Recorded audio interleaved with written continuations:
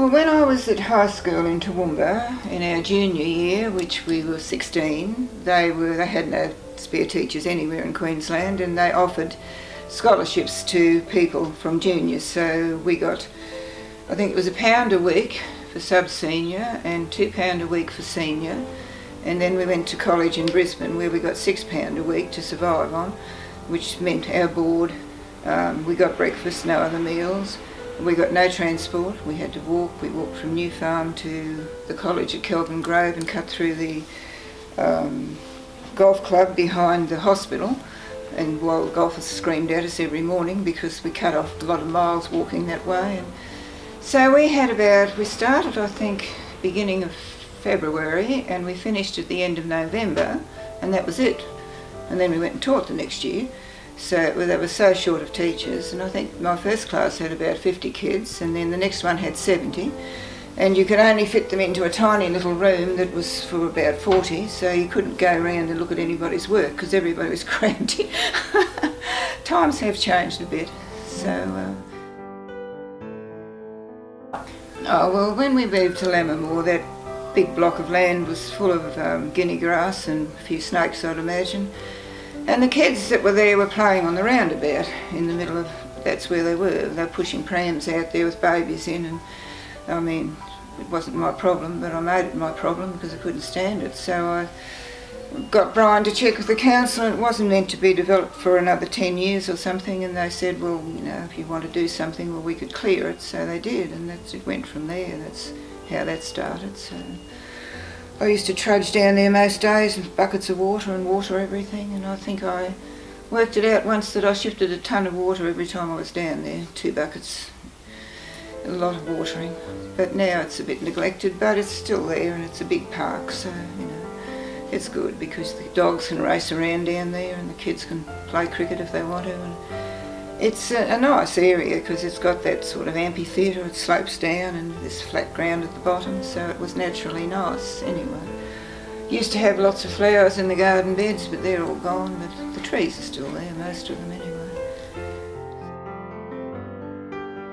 Mainly I wrote to all sorts of people, inviting them and getting people there, and I got all the stallholders organised and collected their money, and I started the barbecue, which used to do 1,200 burgers on the day, and Brian stood on the stage and did all the all the other work. But we had great helpers, you know. We didn't have many people in the organisation, but we never short of helpers for the cooey contest, so that was good. We'd be over there in the dark. We'd set it up the night before and spray paint all the areas for the stalls so they'd come in and know where they were going.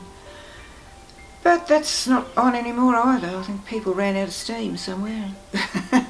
But no, I joined the Bicentennial Committee. That was probably my most pleasurable job. It was about 5 years we spent on that. And every single person in the Shire, every tiny little place, all were granted some money, and they used to come down to meetings at the town hall, and nobody complained, and no one was grabbing or mean, or everyone appreciated the start, and because they were ceded that money they all got something, you know, which is written up in their town, and it was lovely because people drove all the way from Marlborough and drove all the way back again, you know, and never complained, and it was a great experience. So, you know, we opened the Olympic pool for that, so it took, I don't know, 25 years of fundraising for the Olympic pool, inch by inch.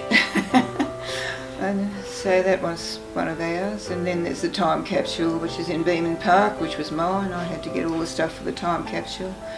It's sitting in a little thing in there, you can find it near the rotunda somewhere. And it's going to be open in 2088, so I'm not going to be here.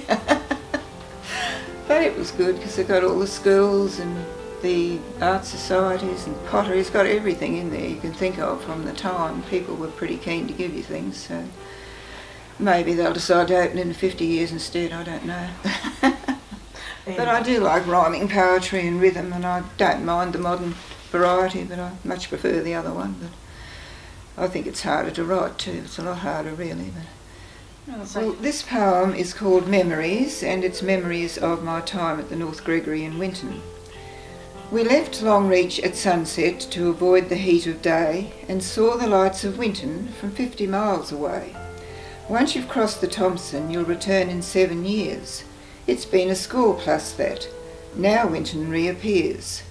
For 2 short years I lived there, my children only small. We liked the friendly people, some characters I recall. The thrower of firecrackers, did they call him Jim Jam Tim? His way of getting even when not permitted in. It caused a sudden uproar when on the bar would land a lighted double bunger set to explode as planned. Quick action by a drinker was tossed across the bar. The barmaid hurled it out the door to blow up on the tar. A fast worker was this woman. While listening to shearers' tales, she was ringing up the till and dispensing golden ales. If a fight erupted, she wouldn't call the law, till one lay flattened and dejected on the barroom floor. While in the kitchen dodging work and brandishing a knife stood cook, sweating profusely and causing lots of strife. He hadn't sobered up from last night's heavy binge. Another drink he needed now. All he could do was whinge. We were expecting dignitaries who would look for A1 service. Housemaids cleaned and dusted while feeling rather nervous. A sudden gust of wind that rattled all the doors brought a billowing cloud of dust which dulled the polished floors.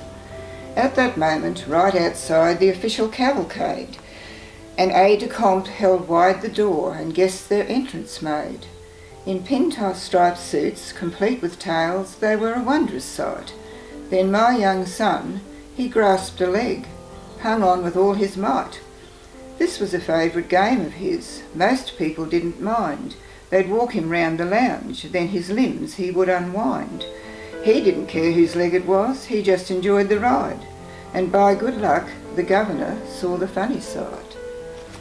'Twas known that the publican who liked to stay up late would serve whisky to house guests and put it on the slate. Raucous laughter could be heard by policemen on the beat as the night wind moaned and crept softly down the street. We had our share of pollies, federal, state and local council, who held one thought in common, how to con the country yokel. In the pub they soon found out what people were about. A good reception one would get, if the bar he'd shout. The tourist trade was young when I resided there. Busloads of city dwellers looked for opals rare. Each week we would accommodate Red Line and Pioneer, while Cobb and Co came in to just enjoy a beer. The moonlit scene enveloped me, that vast expanse of land, glittering stars reflected where bunyips used to stand.